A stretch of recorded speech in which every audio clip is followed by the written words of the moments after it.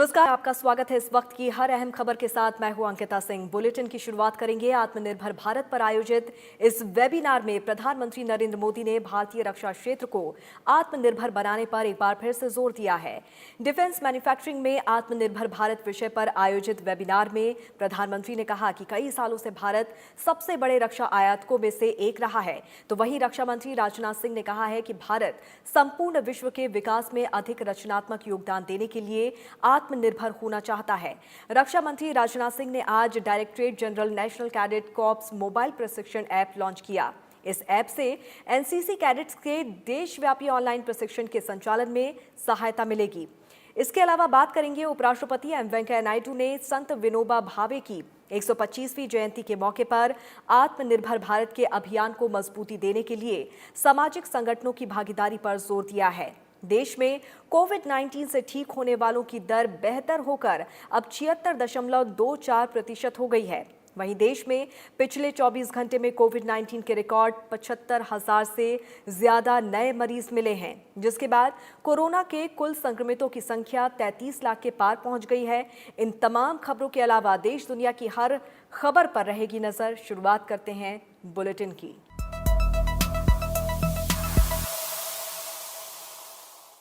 प्रधानमंत्री नरेंद्र मोदी ने भारतीय रक्षा क्षेत्र को आत्मनिर्भर बनाने पर एक बार फिर से जोर दिया है।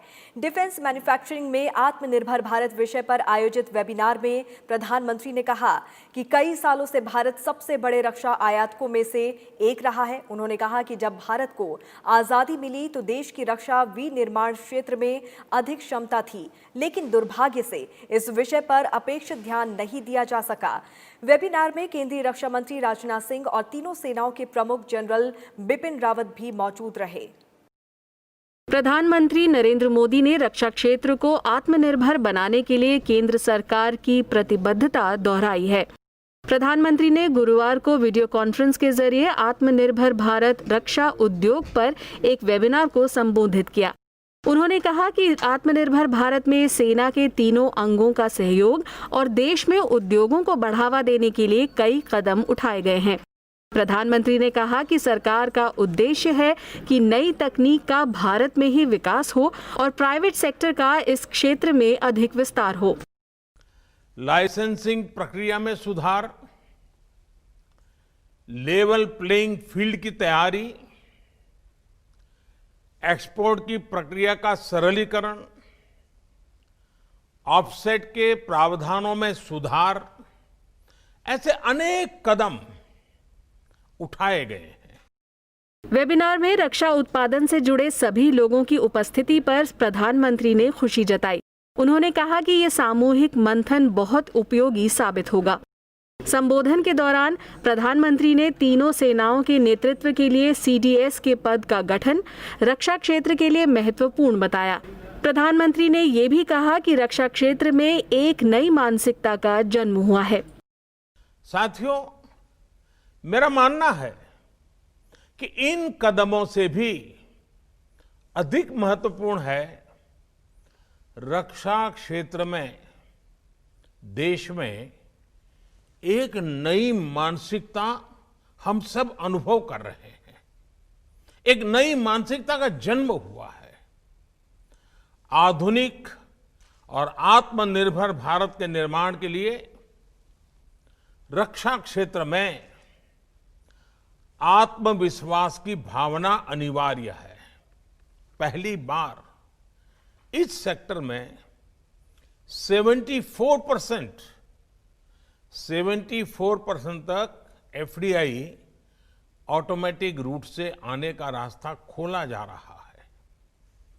यह नए भारत के आत्मविश्वास का परिणाम है। प्रधानमंत्री नरेंद्र मोदी ने 12 मई को राष्ट्र के नाम अपने संबोधन में 5 स्तंभों के आधार पर आत्मनिर्भर भारत के लिए आह्वान किया था। इनमें अर्थव्यवस्था, बुनियादी ढांचा, व्यवस्था, जनसांख्यिकी और मांग शामिल हैं। इस मौके पर प्रधानमंत्री ने खुद पर आश्रित भारत के निर्माण के लिए आत्मनिर्भर भारत के लिए एक विशेष आर्थिक पैकेज की भी घोषणा की थी। आत्मनिर्भर भारत पर आयोजित इस वेबिनार में रक्षा मंत्री राजनाथ सिंह ने कहा कि भारत संपूर्ण विश्व के विकास में अधिक रचनात्मक योगदान देने के लिए आत्मनिर्भर होना चाहता है। उन्होंने कहा कि आत्मनिर्भर होना एक राष्ट्रीय आह्वान है, जिसे एक राष्ट्रीय अभियान के रूप में बदलने का भी संकल्प लेना होगा। रक्षा क्षेत्र में आत्मनिर्भरता को बढ़ावा देने के लिए सरकार ने लगातार कई नीतिगत सुधार किए हैं। इनमें ऑर्डिनेंस फैक्ट्री बोर्ड का कॉर्पोरेटाइजेशन, उत्तर प्रदेश तमिलनाडु में 2 डिफेंस कॉरिडोर की स्थापना, ऑटोमेटिक रूट के जरिए 74% FDI की अनुमति देना शामिल है।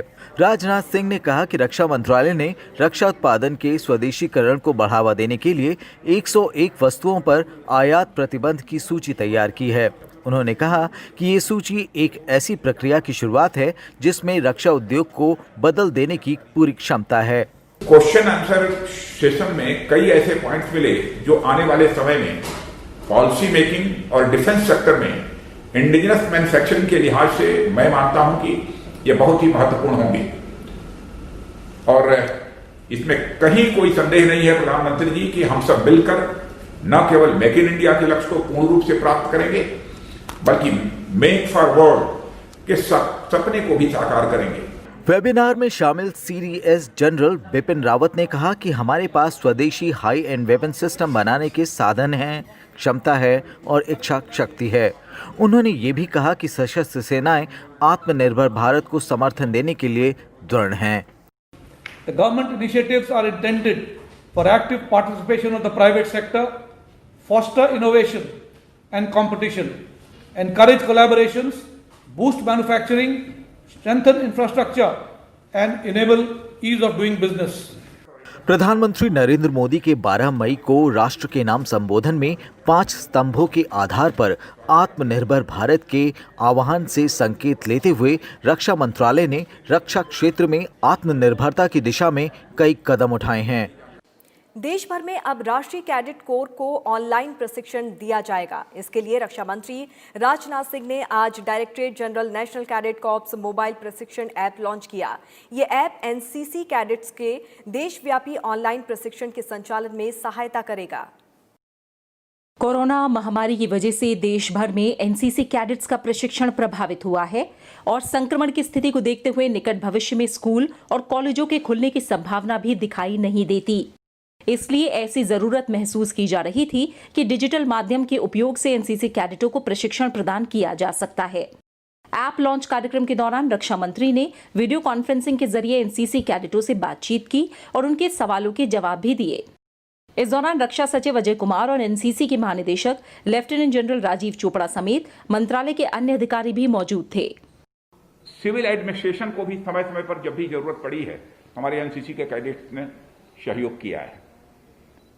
और यह सेकेंड डिफेंस लाइन जो हमारी एनसीसी बोली जाती है, एनसीसी के हमारे कैडेट्स, यानी 65 और 71 की जो वार हुई है, उस वार में भी सेकंड लाइन में रहकर जो एक भूमिका निभानी चाहिए वह हमारे एनसीसी के कैडेट्स ने निभाई है।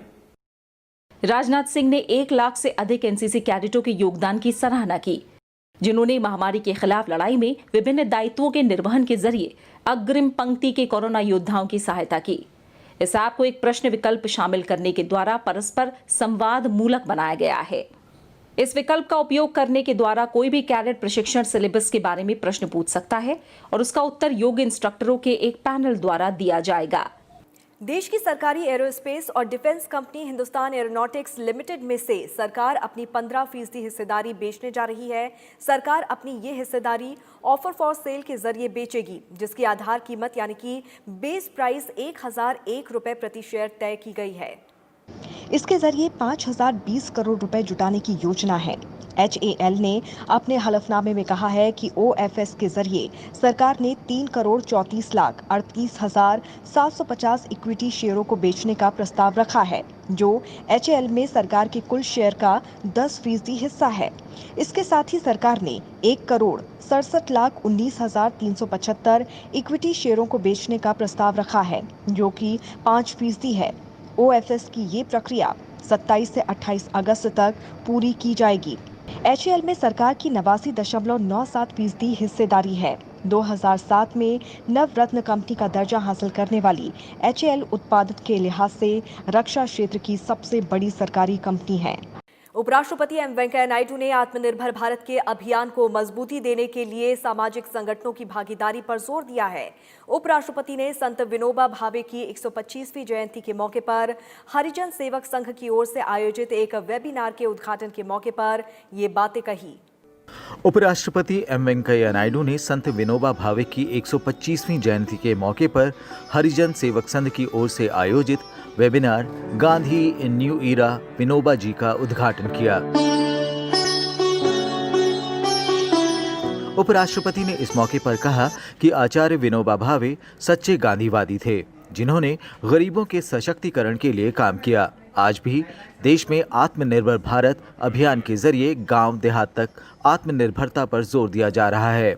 ऐसे में सामाजिक संगठनों को इस अभियान में भागीदारी करनी चाहिए। I call upon the organizations like Harijan Sevak Sangh and others to identify and impart entrepreneurial training as part of the development into Atmanirbhar Bharat in the years to come.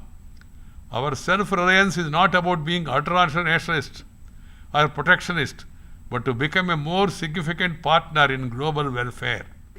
उपराष्ट्रपति ने वेबिनार के आयोजन पर खुशी जताते हुए कहा कि देश की नई पीढ़ी को महान नेताओं के जीवन और उनके कार्यों के बारे में जानकारी देना बेहद जरूरी है। I'm happy that Harijan Sevak Sangh has planned a series of online programs to celebrate Vinoba Bhavaji's 125th birth anniversary. It is essential to educate the youngsters, the present generation, about the life and works of great leaders and about the necessity of Sarvodaya and Antyodaya approach for social unity and economic equity. उपराष्ट्रपति ने कहा कि गांधी जी और विनोबा भावे ने ये दिखा दिया कि जनता की सक्रिय भागीदारी से समाज में स्थायी और सकारात्मक बदलाव लाए जा सकते हैं। Like Gandhi ji, Vinoba Bhavaji also brought about the change without coercion, without violence. Both have demonstrated that positive lasting changes are possible with people's active participation. This is a lesson for all of us. 11 सितंबर 1895 को गुजरात के गाहोदे में जन्मे संत विनोबा भावे महात्मा गांधी के अनुयायी, समाज सुधारक और भूदान यज्ञ आंदोलन के संस्थापक थे। उनकी पूरी जिंदगी साधु सन्यासियों जैसी रही और इसी वजह से वो एक संत के तौर पर प्रख्यात हुए। राष्ट्रपिता महात्मा गांधी के परम शिष्य जंग आज़ादी के इस योद्धा ने वेद, वेदांत, गीता, रामायण, कुरान, बाइबल समेत अनेक धार्मिक ग्रंथों का गहन अध्ययन किया। उन्हें 1958 में प्रथम रोमन मैग्सेसे अवार्ड से सम्मानित किया गया और मरणोपरांत 1983 में देश के सर्वोच्च नागरिक सम्मान भारत रत्न से सम्मानित किया गया। भारतीय रेल अपनी ऊर्जा संबंधी जरूरतों के मामले में 100% आत्मनिर्भरता की रणनीति पर काम कर रही है। सौर ऊर्जा का विराट लक्ष्य हासिल करने के लिए विभिन्न हितधारकों के साथ रेल मंत्री पीयूष गोयल की अध्यक्षता में आज व्यापक संवाद हुआ। इसमें रेल पटरियों के साथ साथ सौर ऊर्जा परियोजनाओं को साकार करना, 20 GW मेगावाट की अपारंपरिक ऊर्जा लक्ष्य हासिल करने और 2030 तक जीरो कार्बन उत्सर्जन जैसे महत्वाकांक्षी योजनाओं पर चर्चा हुई। प्रधानमंत्री नरेंद्र मोदी के निर्देश पर रेलवे सौर ऊर्जा क्षेत्र में व्यापक योजनाएं तैयार कर रहा है। योजना ये भी है कि रेलवे राष्ट्रीय सौर मिशन को भी अपनी क्षमता से मदद करे। बीना में 1.7 मेगावाट की क्षमता की एक पायलट परियोजना जमीन पर उतर चुकी है और कई दूसरी परियोजनाएं प्रगति पर हैं। रेल लाइनों के 2023 तक 100% विद्युतीकरण के बाद रेलवे की ऊर्जा खपत 2030 तक मौजूदा 21 बिलियन यूनिट से बढ़कर 33 बिलियन यूनिट्स हो जाएगी। इसे ध्यान में रखकर कई पक्षों पर काम चालू है। केंद्रीय शिक्षा मंत्री डॉक्टर रमेश पोखरियाल निशंक ने गुरुवार को कहा कि बच्चों को मातृभाषा में शिक्षा देने से न केवल देश का विकास होगा बल्कि संविधान की 8वीं अनुसूची में शामिल 22 भारतीय भाषाओं का संरक्षण भी होगा। उन्होंने कहा कि देश में किसी पर कोई भाषा थोपी नहीं जाएगी, लेकिन प्रारंभिक शिक्षा मातृभाषा में देने के लिए राज्यों को पूरी तरह छूट है। केंद्रीय शिक्षा मंत्री डॉक्टर रमेश पोखरियाल निशंक ने नई राष्ट्रीय शिक्षा नीति 2020 पर आयोजित शिक्षा संवाद भारत को वैश्विक ज्ञान का महाशक्ति बनाने का लक्ष्य कार्यक्रम में बतौर मुख्य अतिथि कहा कि नई राष्ट्रीय शिक्षा नीति कुछ चंद लोगों की राय पर नहीं बनाई गई है, बल्कि इसको तैयार करने में गांव के लोगों से लेकर प्रधानमंत्री तक और शिक्षाविदों से लेकर समाज के सभी वर्गों के लोगों की राय ली गई है। इसके साथ ही इसमें 33 करोड़ विद्यार्थियों और उनके अभिभावकों की राय को भी शामिल किया गया है।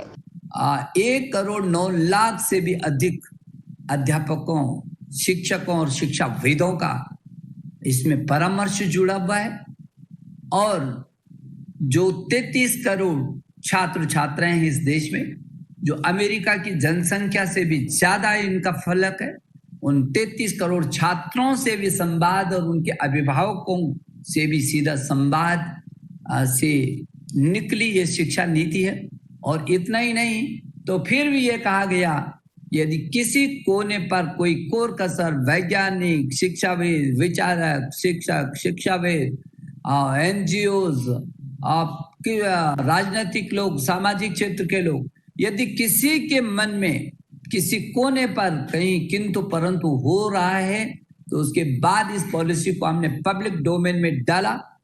शिक्षा संवाद कार्यक्रम नई राष्ट्रीय शिक्षा नीति पर विचार विमर्श करने के लिए ज्वाइंट एसोसिएशन ऑफ कॉलेजेस यानी कि जैक और education promotion society for India यानी कि EPSI द्वारा संयुक्त रूप से शिक्षा संवाद का आयोजन किया गया।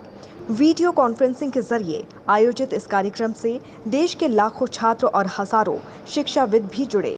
नीट और JEE परीक्षाओं के आयोजन को लेकर केंद्रीय शिक्षा मंत्री डॉक्टर रमेश पोखरियाल निशंक ने कहा कि कोरोना वायरस की महामारी के बीच हमारे लिए छात्रों की सुरक्षा और करियर अहम है। शिक्षा मंत्री ने कहा कि इन परीक्षाओं को पूर्व में 2 बार स्थगित किया गया, जबकि ज्यादातर छात्र और उनके अभिभावक परीक्षा को आयोजित करने के पक्ष में हैं। निशंक ने यह भी कहा कि सुप्रीम कोर्ट ने भी अपने फैसले में कहा कि हम छात्रों का एकेडमिक वर्ष खराब नहीं कर सकते। उन्होंने लोगों और राजनीतिक दलों से इस मुद्दे पर बेवजह विरोध और राजनीति नहीं करने का आग्रह किया है। शिक्षा मंत्री ने कहा कि ज्यादातर मामलों में छात्रों की सुविधा के लिए परीक्षा केंद्रों को कई बार बदला गया है। वहीं 99% स्टूडेंट्स को उनकी पसंद का केंद्र मिला है, जबकि नेशनल टेस्टिंग एजेंसी ने इन परीक्षाओं के लिए दिशा निर्देश और SOP तैयार किया है। इसके साथ ही बेहतर समन्वय के लिए NTA और राज्यों के बीच लगातार बैठक हो रही है। छात्रों की, अभिभावकों की और सुप्रीम कोर्ट की, इन तीनों की मंशा को देखते हुए जो हमारे NTA है, जो इसकी परीक्षा की संस्था है, उसने ये निर्णय लिया कि अब इन तिथियों में ये परीक्षा होनी है। केंद्रीय शिक्षा मंत्री डॉक्टर रमेश पोखरियाल निशंक ने गुरुवार को कहा कि आने वाले समय में उर्दू के क्षेत्र में उत्कृष्ट लेखन का पीढ़ियों को प्रेरित करने वाले कलमकारों के लिए पुरस्कार शुरू किए जाएंगे। उन्होंने कहा कि इसके तहत अमीर खुसरो लाइफ टाइम अचीवमेंट पुरस्कार हर साल दिया जाएगा। इसके अलावा मिर्जा गालिब, आगा हश्र कश्मीरी, राम बाबू सक्सेना, प्रेमचंद के नाम पर भी पुरस्कार प्रदान किए जाएंगे। निशंक ने विश्व उर्दू वेबिनार में इलेक्ट्रॉनिक एवं सोशल मीडिया के युग में उर्दू लेखकों की जिम्मेदारी विषय पर अपने संबोधन में ये घोषणा की। गुरुवार को शुरू हुए 2 दिवसीय विश्व उर्दू वेबिनार में बोलते हुए केंद्रीय शिक्षा मंत्री ने कहा कि पिछले 5 वर्षों में उर्दू परिषद के बजट में 2 गुना से ज्यादा वृद्धि की गई है। केंद्रीय मंत्री ने कहा कि आज सोशल मीडिया की ताकत बढ़ गई है और ऐसे में जो सच है और अच्छा है उसे पूरी ताकत से सामने रखने की जरूरत है। उर्दू की खूबसूरती इस देश की, चाहे इंकलाब जिंदाबाद हो, इसकी जड़ों से जुड़ी है। मेरे हिंदुस्तान की धरती से उर्दू की खुशबू जुड़ी हुई है।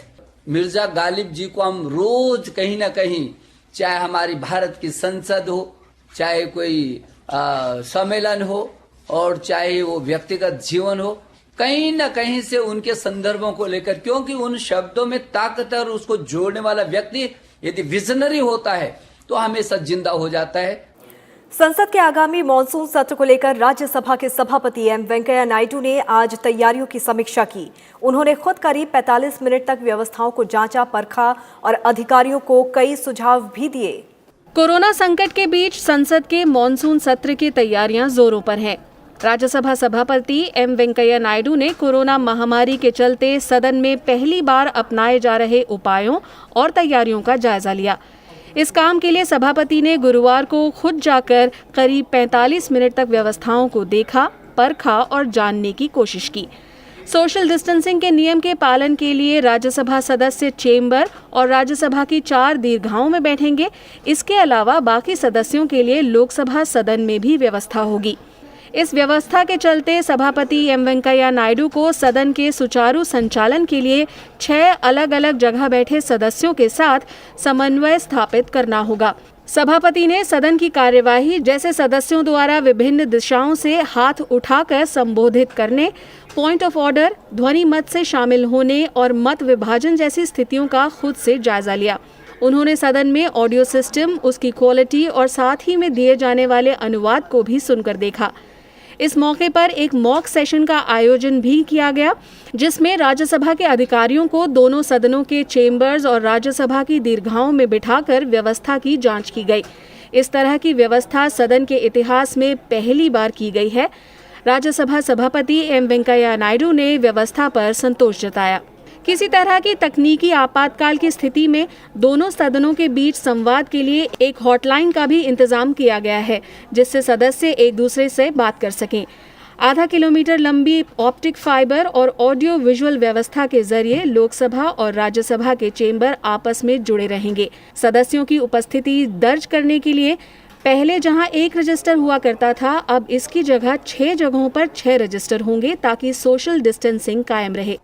और बुलेटिन में अब बात करेंगे कोरोना अपडेट की। देश में पिछले 24 घंटे में कोविड-19 के रिकॉर्ड 75,000 से ज्यादा नए मरीज मिले हैं, जिसके बाद कोरोना कुल संक्रमितों की संख्या 33 लाख के पार पहुंच गई है। वहीं अब तक वायरस से मुक्त हो चुके लोगों की संख्या 25 लाख के पार हो चुकी है और स्वस्थ होने की दर 76.24% दर्ज की गई है।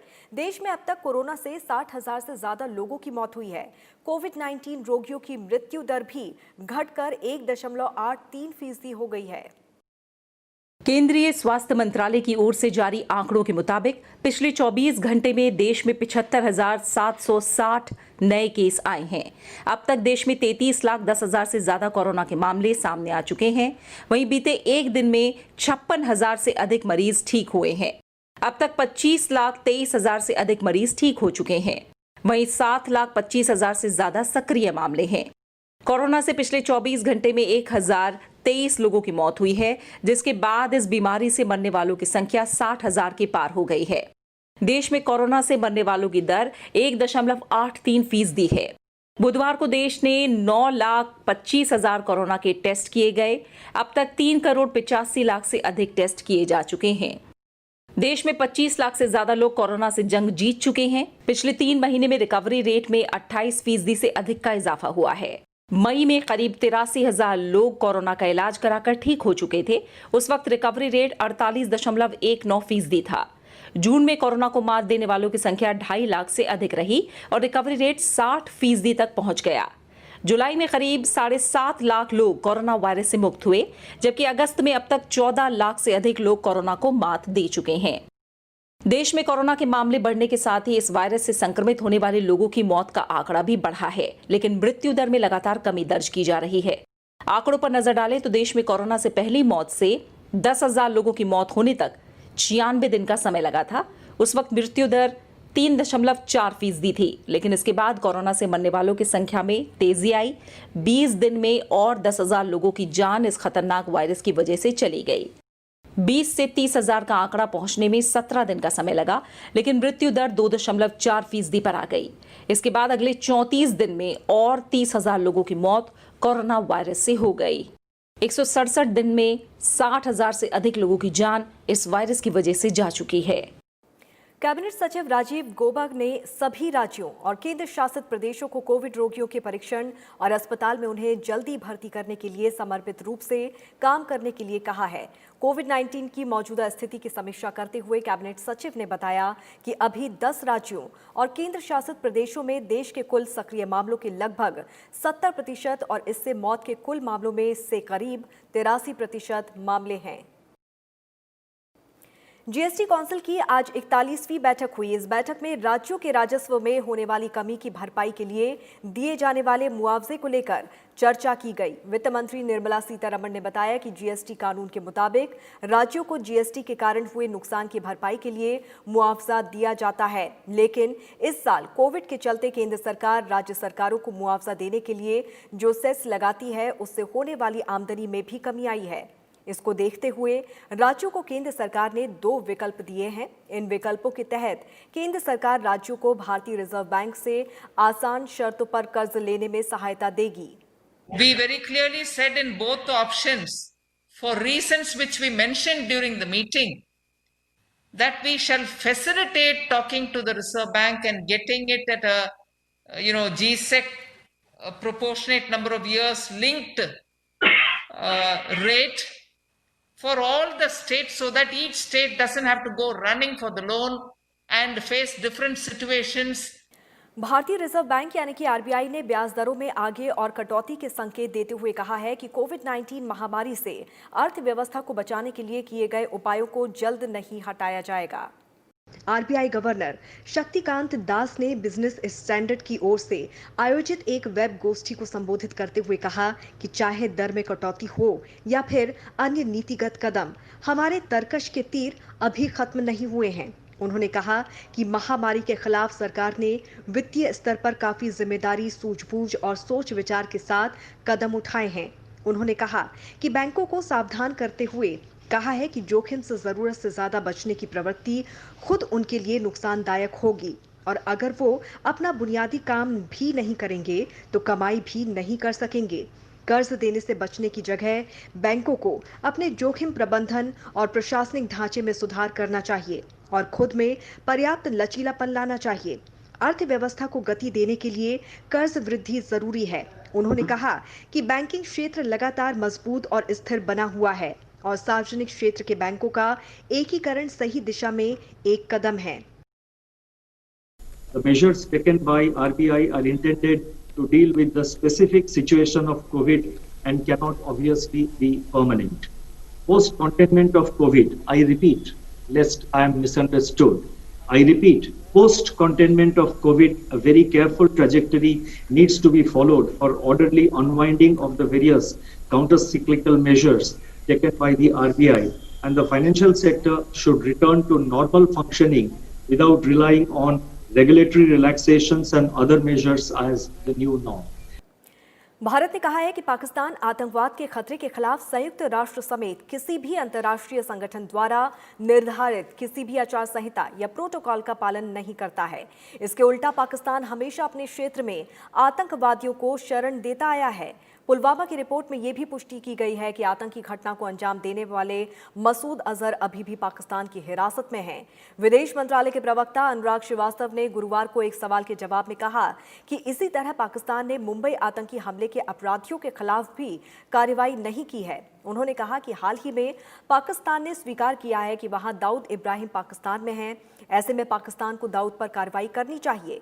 पाकिस्तान के झूठ के मुद्दे पर जिसने यूएनएससी में इस मामले को उठाया था, एमईए के प्रवक्ता ने कहा कि यूएनएससी के इंडोनेशियाई चेयर ने स्पष्ट किया है कि सुरक्षा परिषद की उस बैठक में मुद्दों को उठाने के लिए किसी गैर सदस्य के लिए कोई गुंजाइश नहीं थी। You would also recall that Jaish-e-Mohammed had claimed responsibility for the Pulwama attacks. The organization and its leadership is in Pakistan. It is regrettable that Masood Azhar, the first accused in the charge sheet, continues to find shelter in Pakistan. We have shared enough evidence with Pakistan, but it continues to evade responsibility. It may also be recalled that Pakistan has not yet taken any credible action against perpetrators of the Mumbai attacks of 2008, which resulted in loss of 165 lives, including 25 foreign nationals. और इसी के साथ इस bulletin में फिलहाल इतना ही। नमस्कार।